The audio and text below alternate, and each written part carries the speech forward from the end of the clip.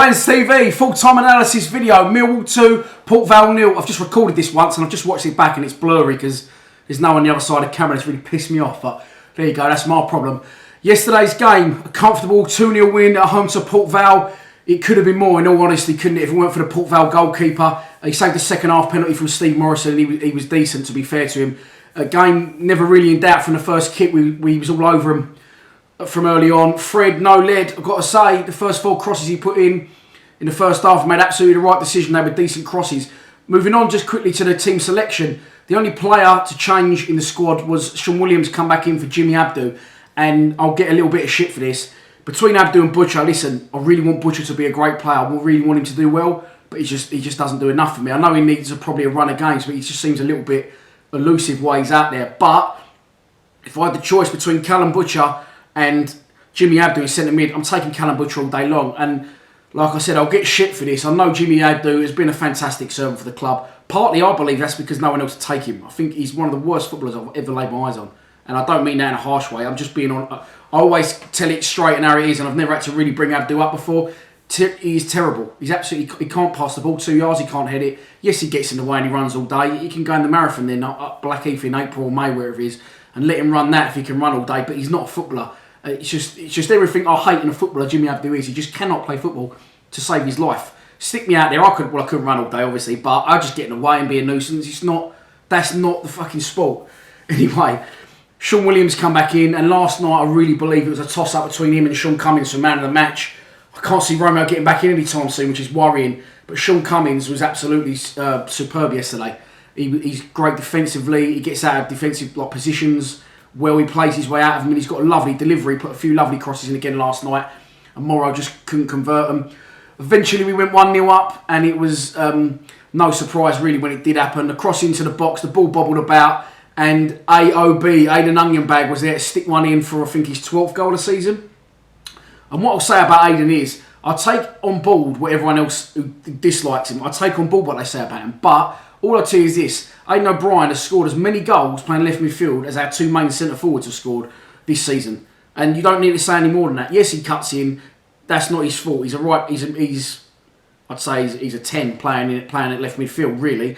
He's cutting in, and he doesn't always get fully involved in the games, but goals win matches. And again, last night, he's scored again, and he's very composed finisher of the ball. And I don't think we've got anyone else in our squad who could play there better than him. Really, I really don't. I don't think Shane Ferguson's the answer. Well done to Shane, by the way, on his new 2-year deal, or whether 3-year contract. People think I hate Ferguson. I don't hate Ferguson at all. I want all the Millwall players to be brilliant and play the best they possibly can for a club. But if I go to the matches and I'm paying my money and I'm travelling up and down to the arse end of nowhere and I feel that someone's not putting it in when they could do more, I'm going to let them know. So unblock me on Twitter, Fergie. I don't know why you've blocked me because I've never said anything out of order to the geezer, but he's chose to block me. That's up to him. Moving into the midfield, Sean Williams again, superb, back in the team. Look how far he's come from last season, Williams. You've got to take your hat off to him. He's congratulations on the birth of your second son as well, Sean. Unbelievable.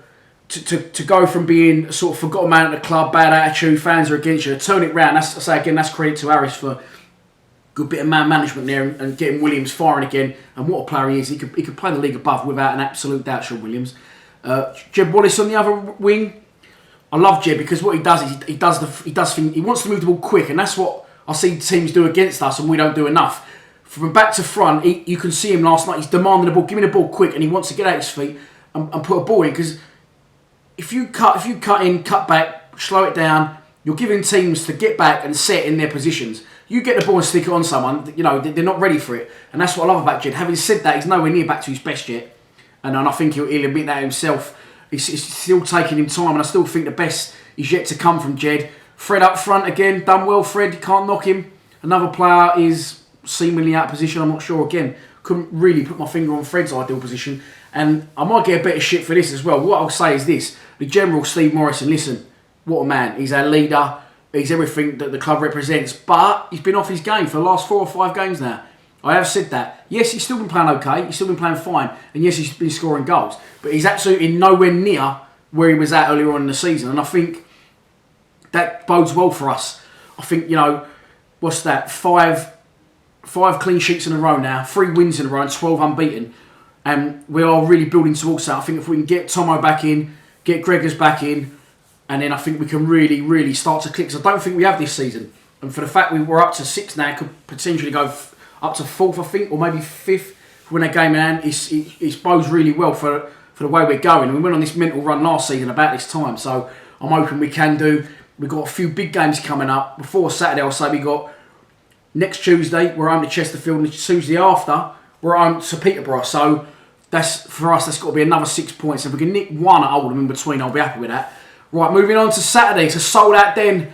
I'll be there getting busy with the cameras. I might even do a home Millwall day like I did against Bradford in the playoffs last season. I'll try and get another let them come pre-match. So if you see me getting busy walking along the wall in the Dockers lower, try and get on that, because that's had like the 25,000 views, the one from Bradford.